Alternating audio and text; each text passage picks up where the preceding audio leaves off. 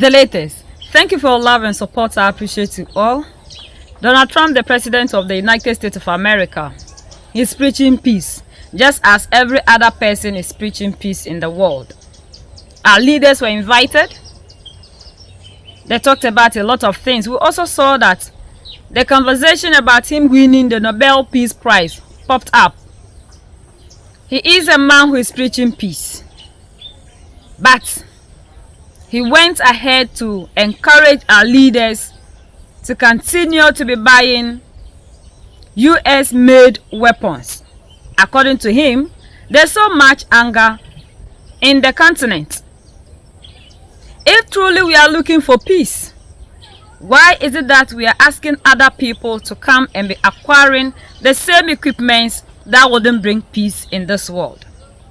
And if there is so much anger in the continent, why is the anger coming? We are angry because people do not want us to have access to what rightfully belongs to us.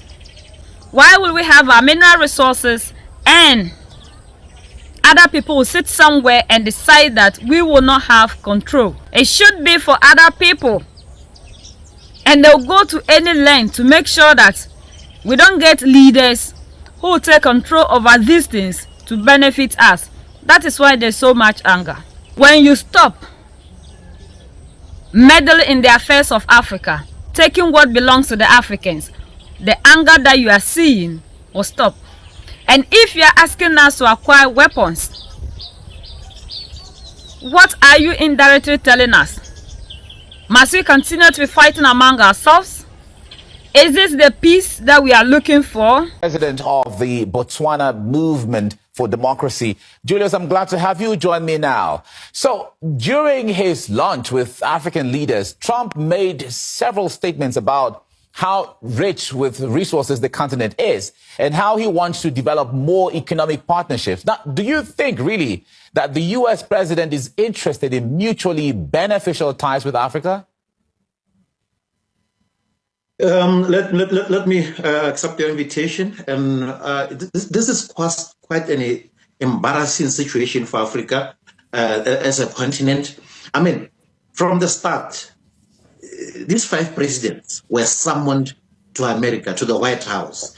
This is, I mean, let's compare it to last week recently when the Israeli president was in America.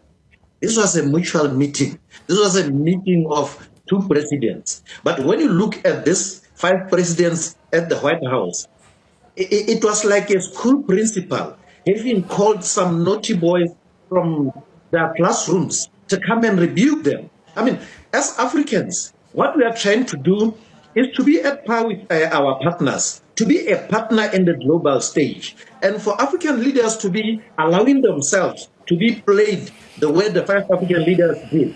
It's so embarrassing. We need partners who can work with Africa.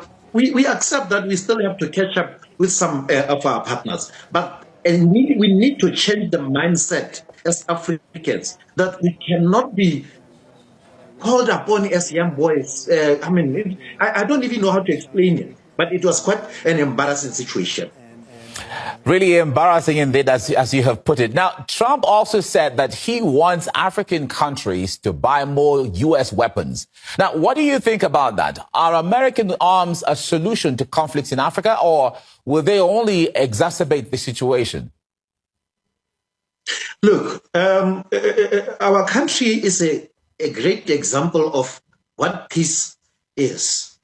In Botswana, or as Botswana Movement for Democracy, we preach peace. We are of the view that most conflicts, more especially those which are perpetrated by America, could be solved peacefully, amicably, without weapons, without militarization. I mean, for him to call African leaders and to be selling his weapons, he's saying, Africa, go on and fight. You guys bring more money to America, buy weapons, go kill your people, go kill one another. We don't want that kind of a situation. We want Africa for development, Africa to create jobs for its people, not to be killing its people. I mean, when you call leaders to the White House and encourage them to buy weapons, who is going to kill who? What do you want them to do with those weapons? We want partners who can help develop Africa, industrialize Africa, so that the youth of this continent can find jobs and stop going to Europe and America. So for him to be selling his weapons, he was just behaving like a business person who had called some desperate people to come and sell them an idea. So that's why I keep on repeating that these African leaders were an embarrassment to the African continent. And I pray that at their countries, when they go back, the people at their countries, they should rebuke them. They should show them how displeased they are with what the representation they thought they had for their countries. All right, we have to leave you here now. Julius Baitumete, President of the Botswana Movement for Democracy, thank you for your insight. Thank you very much. All the time we should be waiting. We are ready to speak on behalf of Africa, to push the African agenda with partners. All right, thank you very much. Other people should come and be acquiring the weapons. Is it for decoration? What will we use them for? This is not what we need. Why is it that we are not ready to talk about what is causing this anger?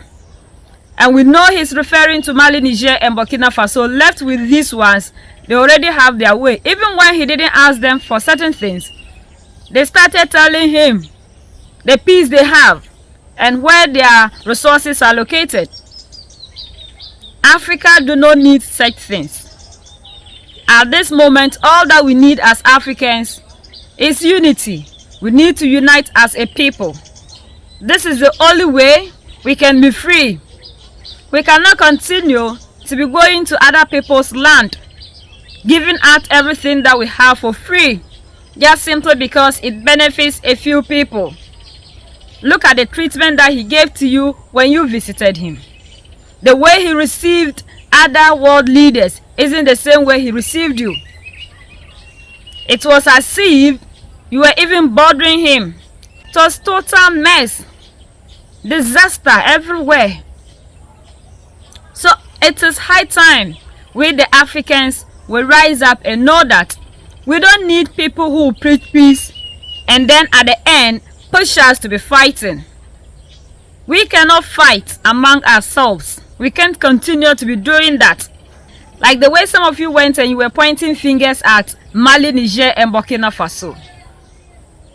We are our own enemy.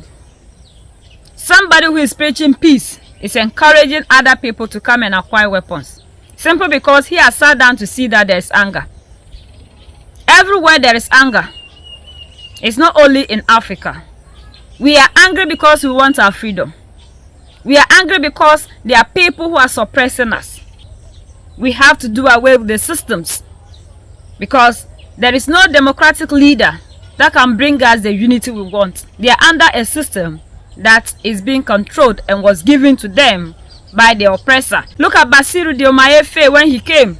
We thought that by now he would have even joined Mali, Niger, and Burkina Faso. But today, he's the Judas who has gone to betray the brothers. So Africans, we have a long way to go.